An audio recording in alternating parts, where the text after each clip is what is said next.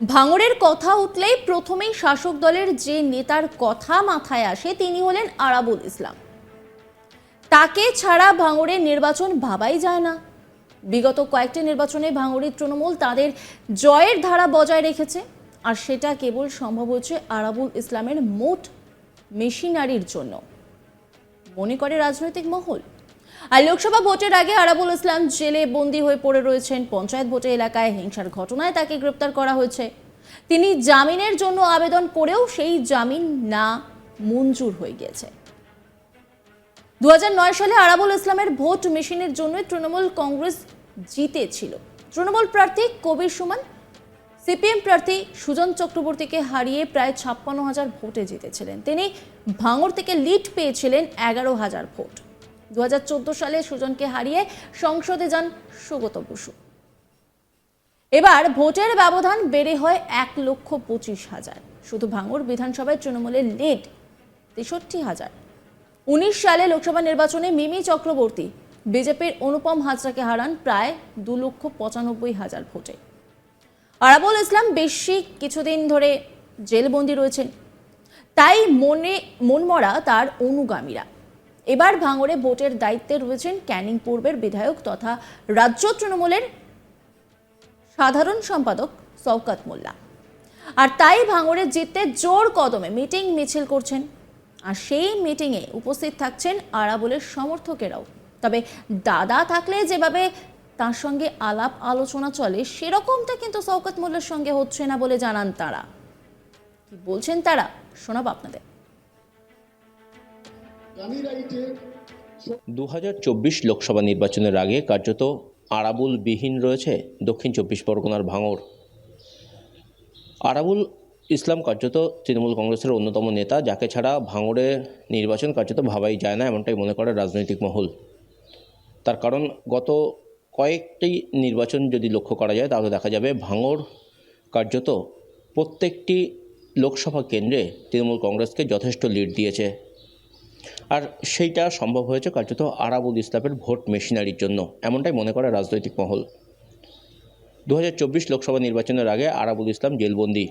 গত পঞ্চায়েত নির্বাচনে এলাকায় অশান্তি করার অভিযোগে আরাবুল ইসলামকে একাধিক মামলায় গ্রেপ্তার করা হয়েছে। আরাবুল ইসলাম জামিনের জন্য আবেদন করেছেন বারে, কিন্তু তার জামিন নাকচ হয়ে গিয়েছে।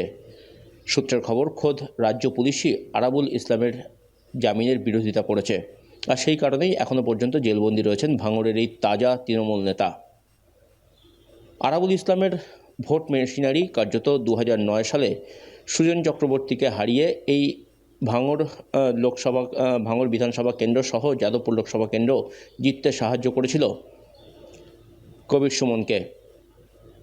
কবির সুমন প্রায় 56,000 মতো ভোটে তিনি জিতেছিলেন 2009 লোকসভা নির্বাচন, যার মধ্যে কিনা ভাঙড়ই লিড দিয়েছিল প্রায় 11,000 ভোটে। 2014 সালে এই লোকসভা কেন্দ্র থেকে সুজন চক্রবর্তীকে আবার হারান তৃণমূল প্রার্থী সুগত বসু। সুগত বসু প্রায় 1,25,000 ভোটের লিড পেয়েছিলেন, যার মধ্যে 63,000 ভোটের লিড দিয়েছিল শুধুমাত্র ভাঙড় বিধানসভা। অন্যদিকে 2019-এ যখন মিমি চক্রবর্তী তৃণমূল কংগ্রেসের হয়ে প্রতিদ্বন্দ্বিতা করেন যাদবপুর লোকসভা কেন্দ্রে, তিনি জয় পান 2,95,000 ভোটে। আর সেই ভোটের মধ্যে 1,12,000 ভোট কার্যত লিড দিয়েছিল ভাঙড় বিধানসভা। ফলে ভাঙড় বিধানসভা যে তৃণমূল কংগ্রেসের যাদবপুর লোকসভা কেন্দ্র জয়ের ব্যাপারে অনেকটি বেশি অগ্রণী ভূমিকা গ্রহণ করেছে বারে, সেটা প্রমাণিত। আর সেটা সম্ভব হয়েছে কার্যত আরাবুল ইসলামের ভোট মেশিনারির জন্য, এমনটাই কার্যত প্রমাণিত বলে দাবি করেন রাজনৈতিক মহল। আর 2024 লোকসভা নির্বাচনের আগে আরাবুল ইসলাম নেই ভাঙড়ে। আরাবুলের ভোট মেশিনারিও ঠিকমতো কাজ করবে না, এমনটাই মনে করা হচ্ছে। তার কারণ আরাবুল ইসলাম যেভাবে দলীয় কর্মীদের সাথে মিশতেন, সেভাবে ভাঙড়ের তৃণমূল কংগ্রেস কর্মীদেরকে কেউই সেভাবে দেখেন না বা তাদের সাথে মেশেন না, এমনটাই মনে করা হচ্ছে। ইতিমধ্যেই আরাবুলের যে সমস্ত অনুগামীরা রয়েছেন তারা যথেষ্ট মনমরা, তার কারণ তাদের দাদা, তাদের প্রিয় নেতা আরাবুল ইসলাম দীর্ঘদিন ধরে জেলে বন্দী হয়ে রয়েছেন। আর এই মুহূর্তে ভাঙড়ের নির্বাচনের দায়িত্ব রয়েছে ক্যানিং পূর্বের বিধায়ক তথা রাজ্য তৃণমূলের সাধারণ সম্পাদক এবং ভাঙড় তৃণমূল কংগ্রেসের অবজারভার শওকত মোল্লার কাঁধে। শওকত মোল্লা মিটিং মিছিল করছেন জোর কদমে ভাঙড়ে, কিন্তু সেই মিটিং মিছিলে আরাবুল ইসলামের অনুগামীরাও যাচ্ছেন। কিন্তু মিটিং মিছিলে গেলেও শওকত মোল্লার সাথে তারা অনেক বেশি খোলাখুলিভাবে আলোচনা করতে পারছেন না ভোট নিয়ে, এমনটাই তাদের দাবি। কারণ শওকত মোল্লা যখন ভাঙড়ে আসছেন তখন তার চতুর্দিকে যে সমস্ত নিরাপত্তা রক্ষীরা থাকে এবং শওকত মোল্লার যে সমস্ত ঘনিষ্ঠ লোকজন থাকে তারাই ঘিরে রাখেন। ফলে সাধারণ তৃণমূল কর্মীরা বা আরাবুল অনুগামীরা যারা ভাঙড়ে কার্যত ভোট মেশিনারি হিসাবে কাজ করেন, তারা কার্যত শওকত মোল্লার কাছে ঘিসতে পারছেন না, এমনটাই মনে করছেন। তাছাড়া তৃণমূল কংগ্রেস কর্মী বা আরাবুল অনুগামীদের যেমনটা দাবি রয়েছে যে গত যে সমস্ত নির্বাচন রয়েছে সেই নির্বাচনে ভাঙড়ে যে তৃণমূল কংগ্রেস কর্মীরা রয়েছেন তাদের সাথে ক্রমাগত আরাবুল ইসলাম যোগাযোগ রাখতেন। নিজের বাড়িতে বৈঠকের পাশাপাশি সর্বদাই পার্টি অফিসে গিয়ে তৃণমূল কর্মীদের সাথে কথা বলা, তাদের পাশে থাকা এবং তাদের সমস্ত বিষয়টি নিজে দায়িত্ব নিয়ে দেখতেন, এমনটাই দাবি করছেন তৃণমূল নেতৃত্বরা। কিন্তু এই মুহূর্তে দাঁড়িয়ে ভাঙড়ের যা পরিস্থিতি তাতে কিন্তু শওকত মোল্লা সেই ধরনের কাজ করছেন না, বা তৃণমূল কংগ্রেসের যে সমস্ত কর্মীরা, নিচু তলার কর্মীরা রয়েছেন তাদের সাথে সেভাবে মিশছেন না। আর সেই কারণেই তার একটা প্রভাব এবারে লোকসভা নির্বাচনে পড়তে পারে বলে মনে করা হচ্ছে। সব মিলিয়ে 2024-এর নির্বাচন যে আদৌ কি হবে, বা এই সিটে বা ভাঙড় বিধানসভা থেকে তৃণমূল কংগ্রেস আদৌ কতটা লিড পাবে, বা আরাবুল ইসলামের ভোট মেশিনারি কাজ করবে কিনা আদৌ, সেটা নিয়ে যথেষ্ট সংশয় রয়েছে। আরাবুলের ভোট মেশিনারি হিসেবে যারা খ্যাত তারা কার্যত অনেকটাই মনমরা হয়ে রয়েছে বলে দাবি করছেন নিজেরাই।